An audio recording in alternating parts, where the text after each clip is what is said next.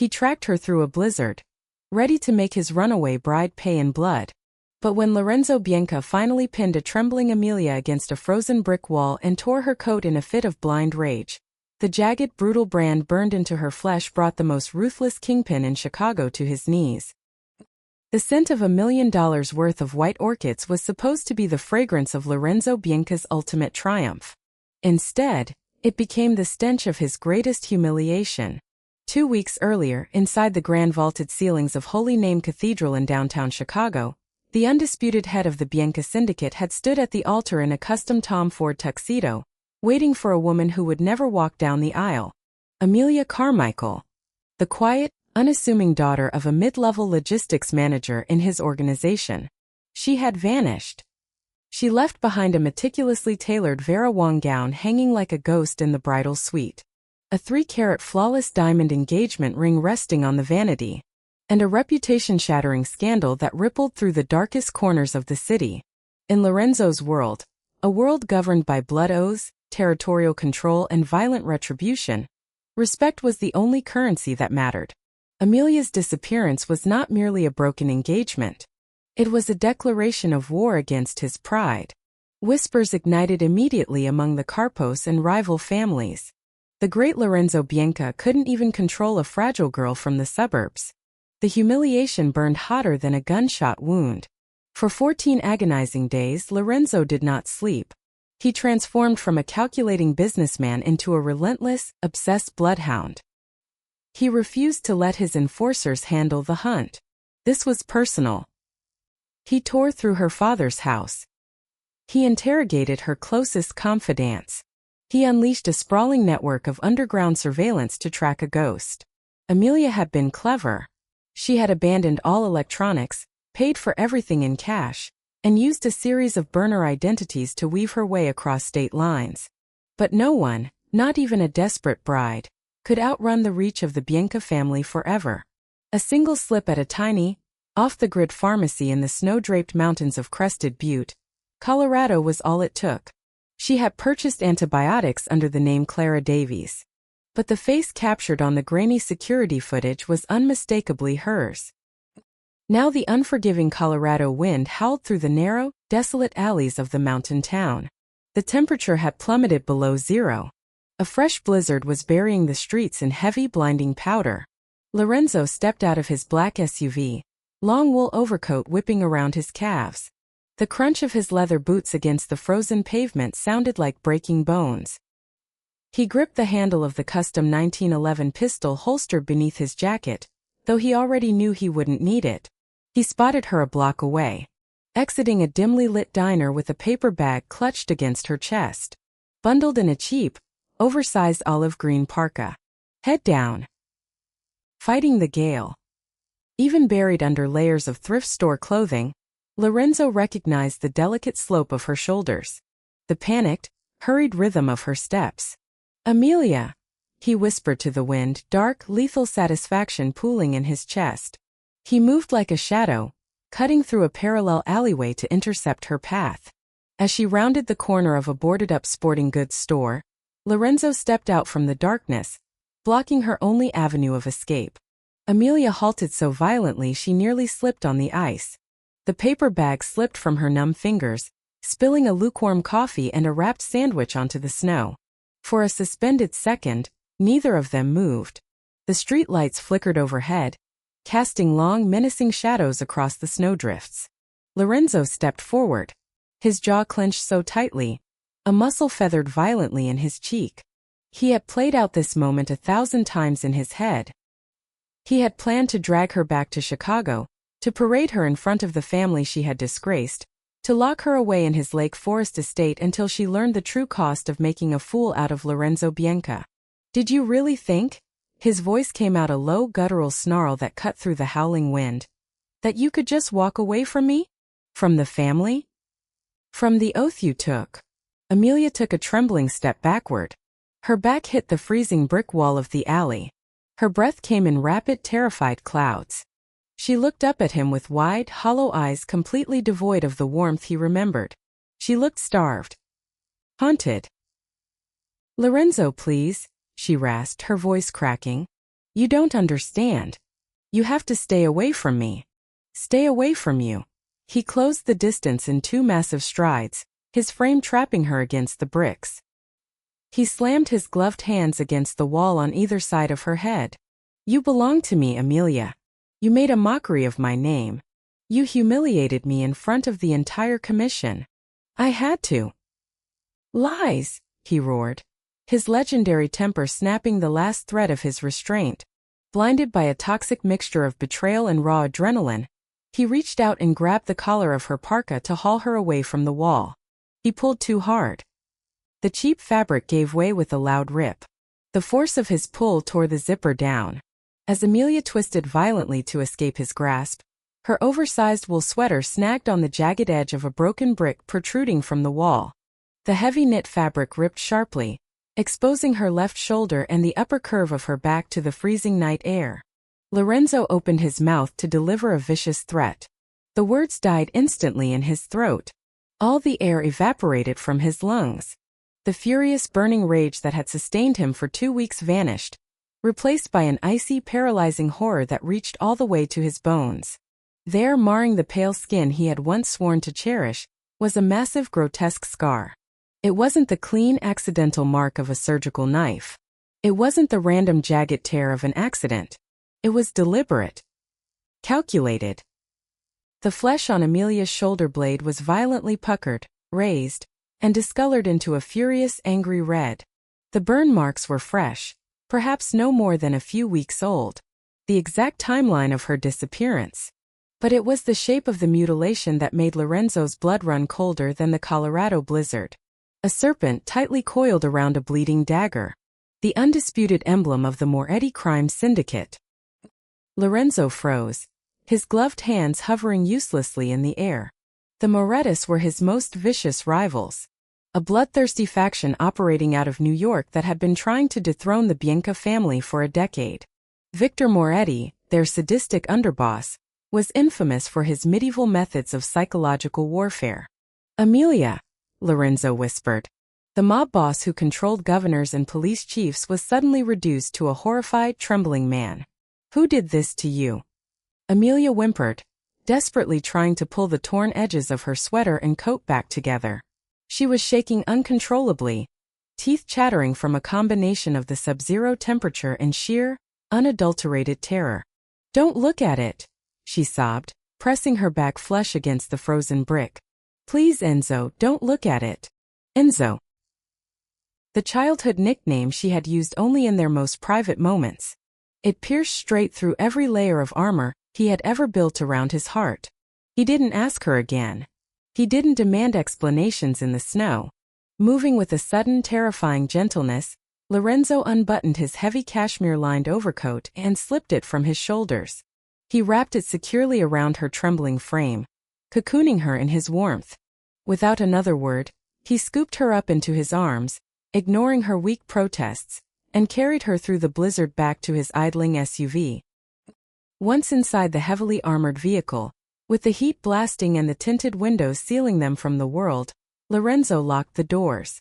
He poured a measure of bourbon from a crystal decanter in the console and pressed the glass to her frozen lips. She drank, coughing violently as the alcohol burned its way down her throat. Lorenzo gripped the steering wheel. His knuckles turned stark white. He stared straight ahead at the swirling snow illuminated by the headlights. The silence between them was thick, suffocating, heavy with the weight of unspoken atrocities. The night of the rehearsal dinner, Amelia finally whispered, her voice barely audible over the hum of the heater. You left early to handle a shipment at the docks. Lorenzo closed his eyes. The memory hit him like a physical blow. He had left her alone at the estate with his security detail. He had been completely certain she was safe. I went to the gardens to get some air, she continued, a tear slipping down her pale cheek. Your men, they were already dead, Enzo. Before I could even scream, someone grabbed me. They dragged me into the maintenance shed. Lorenzo's chest heaved. He remembered finding the 2 guards dead the next morning. But the scene had been scrubbed clean. His lieutenants had convinced him it was a random hit, unrelated to Amelia's sudden disappearance the following day. He had been so consumed by the fact that she had packed a bag and left a note saying she didn't love him that he hadn't seen the truth sitting right in front of him. It was Victor, Amelia choked out, wrapping her arms tightly around herself beneath Lorenzo's coat. Victor Moretti. He brought a blowtorch and an iron brand. He tied me to a chair. A low animalistic sound ripped from Lorenzo's throat. It was a sound born of pure agony and lethal, unbounded violence. He told me, Amelia cried, her composure shattering completely, that if I walked down that aisle, he would blow up Holy Name Cathedral. He showed me the blueprints. He showed me photographs of the explosive charges already planted near the organ. He said he would lock the doors and burn you, your mother, your little sister, every capo in your family, alive. Lorenzo turned his head slowly to look at her. The full crushing weight of his ignorance crashed down upon him all at once. She hadn't run away from him. She hadn't betrayed him. She had sacrificed herself to save his entire bloodline. He burned me, she whispered, her eyes dark and hollow. He held the iron to my skin and told me I was marked. That if I ever tried to contact you, if I ever tried to warn you, he would send his men to butcher you in your sleep. She paused, a sob breaking through. And he made my father watch. Lorenzo went completely still. Your father? My father sold the security codes to Victor. She wept, burying her face in her hands. He traded my life and your family's lives to clear his gambling debts with the Morettis. He told me what to write in that letter. He packed my bags. Victor told me to run, and never look back. The silence in the SUV returned. But this time it was electric. It was the silence before a catastrophic explosion. Lorenzo Bianca, the man who had spent the last 2 weeks plotting ways to destroy the woman he loved, now understood with devastating clarity who the true enemy was. Her own father. Victor Moretti. They had defiled his bride, tortured the woman he loved, and manipulated him into a blind rage that had nearly made him finish the job they'd started. Lorenzo reached across the console. He didn't grab her roughly. He gently pried her trembling hands away from her face, interlacing his large, warm fingers with her freezing ones. He brought her knuckles to his lips and pressed a slow, reverent kiss against her skin. Amelia, he said softly. His voice was gentle, but his dark eyes were completely still, swirling with a promise of apocalyptic retribution. They thought they could break you to break me. What mistake, she whispered, staring into the face of the monster she loved. They left you alive. He pulled out his encrypted satellite phone and dialed a number he reserved only for total war. Victor Moretti is going to learn exactly why they call me the Devil of Chicago. The sleek silver fuselage of Lorenzo's private Gulfstream sliced through the violent winter storm, ascending above the heavy Colorado clouds into the dead of night. Inside the cabin, Lorenzo sat in a leather armchair, jaw set like carved granite, eyes fixed on the bed in the rear of the plane. Amelia lay there, sedated and wrapped in heated cashmere blankets. Dear Sullivan, the syndicate's most trusted trauma surgeon, a man who had extracted bullets from Lorenzo's own ribs without asking a single question, was carefully applying burn salve to the grotesque serpentine brand. The tissue damage is extensive, Lorenzo. Sullivan murmured, his hands moving with precise, sterile efficiency. The iron was held against her skin far too long. It will scar permanently. I can recommend a plastic surgeon in Geneva once she heals. A skin graft, perhaps. No. Lorenzo's voice was barely a whisper, yet it carried the terrifying weight of an executioner's verdict. We do not erase it. The scar remains. It is a testament to her survival, and a reminder of my failure. Dear. Sullivan nodded once and packed away his instruments.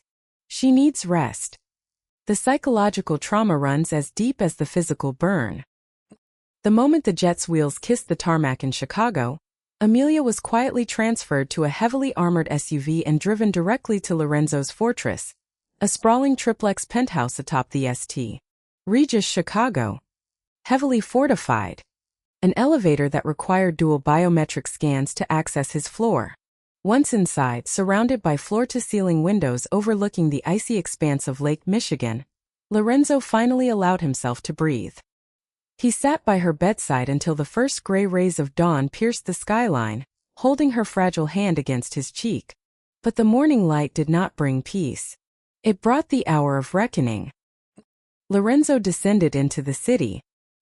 He did not go to his corporate boardroom.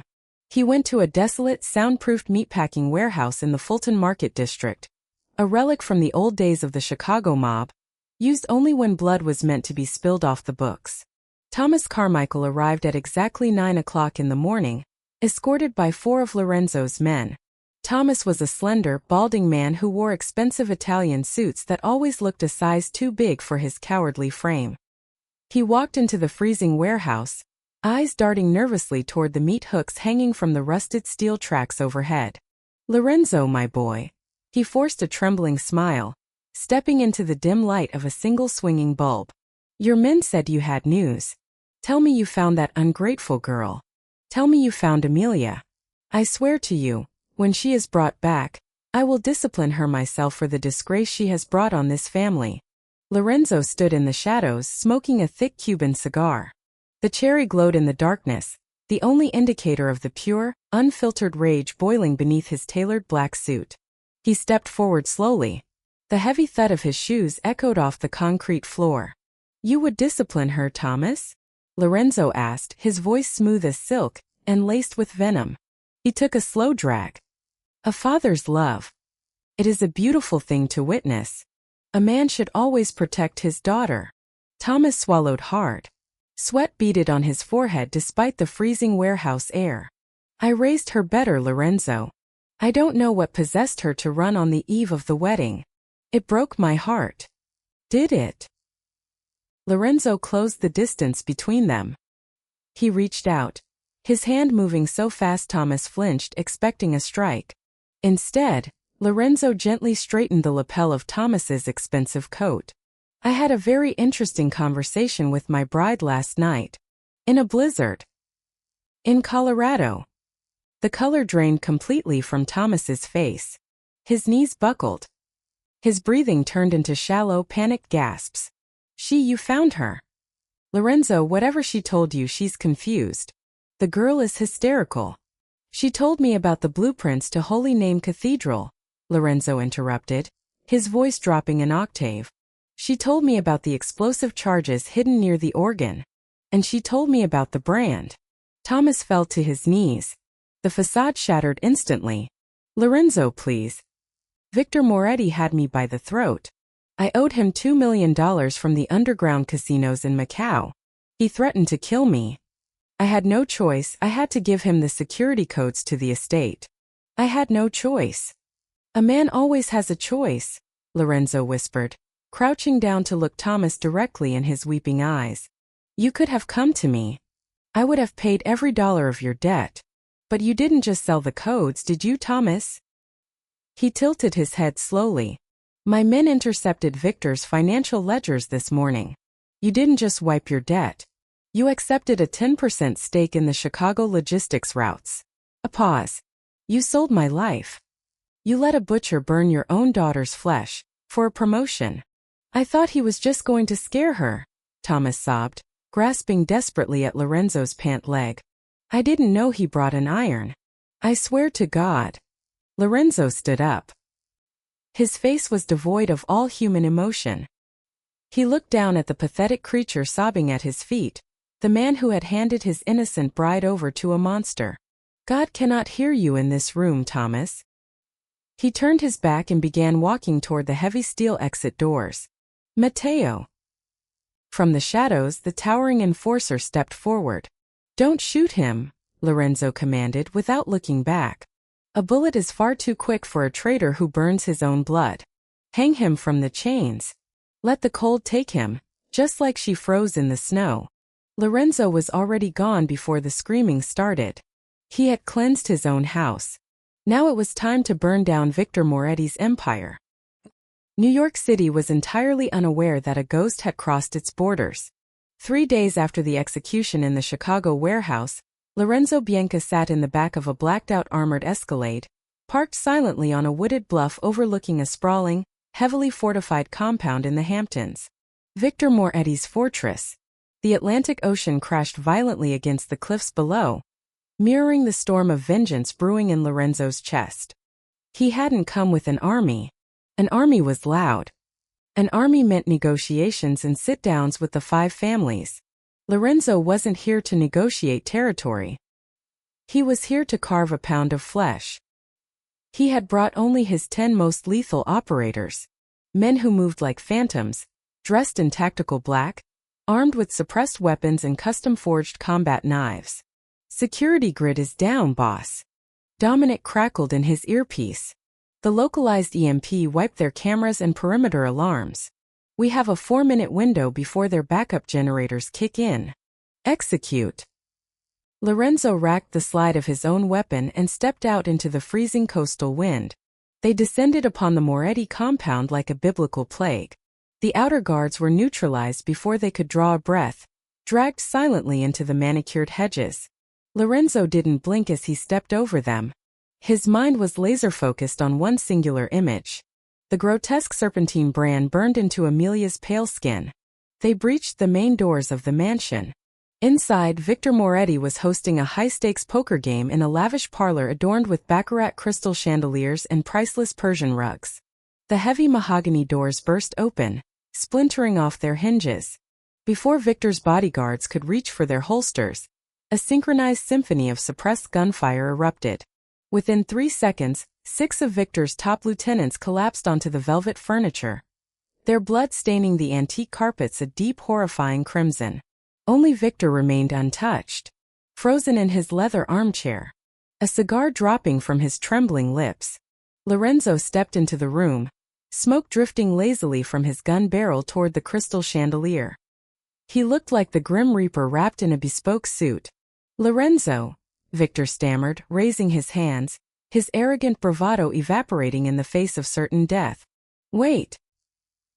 We can talk about this. The commission will have your head for crossing into my territory. I'll give you the ports in Jersey. All of them."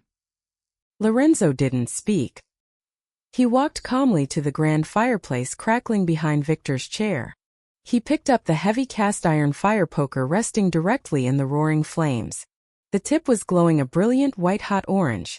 Victor's eyes widened in sheer unadulterated terror, recognizing the poetic justice about to be delivered.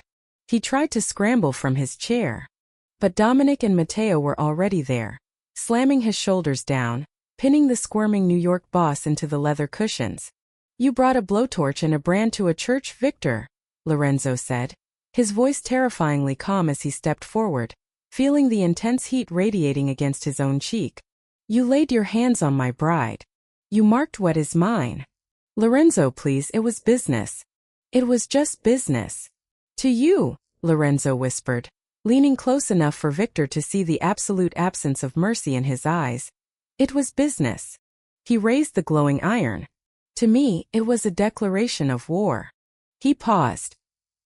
"And a Bianca never leaves a debt unpaid." Lorenzo drove the glowing iron poker directly into the center of Victor Moretti's chest. The guttural scream that tore from Victor's throat shook the very foundation of the mansion. The sickening smell of burning flesh and scorched silk filled the lavish parlor. Lorenzo held it there, his face completely impassive, watching the life drain from his greatest enemy's eyes, until Victor Moretti slumped forward, dead. Lorenzo dropped the cooling iron onto the bloody rug. He adjusted his cuffs, turned his back on the carnage, and walked out into the ocean breeze. The debt was settled. The ghosts were put to rest. 1 week later, the bells of a small private stone chapel on the outskirts of Lake Forest chimed softly in the winter air. No flashing cameras, no rival car posts, no million-dollar orchid arrangements. The pews were empty, save for Dominic, Matteo, and Dr. Sullivan. Lorenzo stood at the altar, and this time she did not run. Amelia walked down the short aisle. She wasn't wearing a sprawling Vera Wang gown. She wore a simple, elegant ivory slip dress that fell perfectly against her frame. But it was the design of the dress that made Lorenzo's breath catch completely in his throat. The back plunged dramatically low, purposefully, deliberately exposing her left shoulder. The scar was there. Raw. raised. Vicious. The Moretti serpent coiled around the dagger, burned into her skin by a man who had thought it would destroy her. But Amelia walked with her shoulders back, her chin lifted. Her eyes locked on Lorenzo with a fierce, unbreakable strength. She was no longer a woman hiding in a blizzard. She was a queen, wearing her battle wound like a crown. As she reached the altar, Lorenzo didn't reach for her hand. Instead, he stepped around her. In front of God and the few men he trusted, Lorenzo Bianca bowed his head and pressed a gentle, lingering kiss directly onto the jagged, ruined flesh of her scar. Amelia exhaled a shaky breath. A tear of pure joy slipped down her cheek as he wrapped his arms around her waist and pulled her flesh against his chest. "You are my life, Amelia," Lorenzo vowed, his voice thick with raw, unguarded emotion. "For this world and the next." She smiled and rested her head against his racing heart. The scar that was meant to destroy Lorenzo Bianca became the ultimate symbol of a love stronger than any mafia war. Because true loyalty doesn't just survive the fire. It walks back through it, head held high, and dares the world to try again.